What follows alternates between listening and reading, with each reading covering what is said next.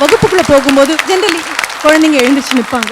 ஒரு மாணவன் ஒரு தடவை என்கிட்ட கேட்டார், ஏன் மேடம் எழுந்திரிச்சு நின்னாதான் மரியாதையா? எழுந்திரிச்சு நின்னா மரியாதையான்னு தெரியாது, ஆனா மரியாதை நிற்கும்னு எனக்கு தெரியும்.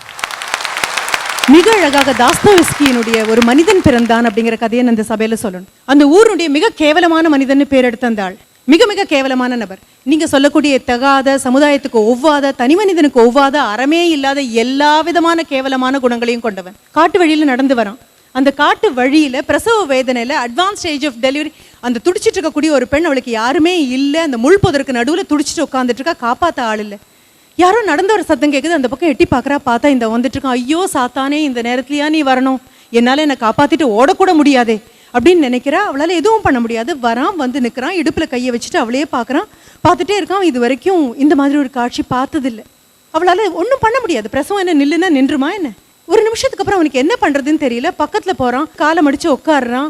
அவகிட்டேருந்து துடிச்சு நினமும் சதையும் ரத்தமாக வெளியில் வரக்கூடிய அந்த குழந்தைய வாங்குறான், கையில் வாங்குறான். அந்த தொப்புள் கொடி எப்படி வெட்டுறதுன்னு கூட தெரியாது, தெரிஞ்ச மாதிரி பண்ணுறான். கையில் எடுத்தாச்சு, தான் போட்டிருக்கக்கூடிய அங்கியால் துடைக்கிறான். துடைச்சதுக்கப்புறம் அவன் நாக்கும் பல்லும் வறண்டு மயங்கிருவா போல இருக்கு.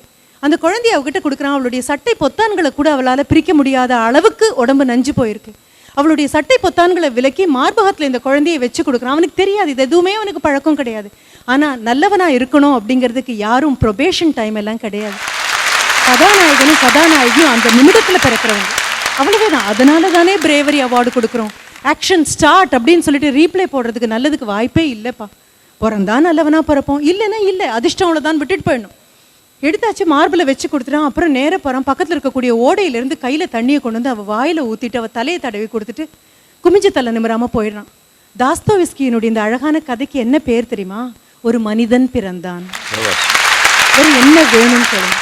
ஜெயகாந்தன் ரொம்ப அழகா சொல்வார், ஒரு பெண்ணை பார்க்கும் பொழுது ஒரு ஆணின் மனதில் நம்பிக்கை தோன்ற வேண்டும். ஆணின் எல்லா நம்பிக்கைக்கும் பெண் தானே காரணமாயிருக்கிறாள். நான் அதை மாற்றி சொல்றேன்.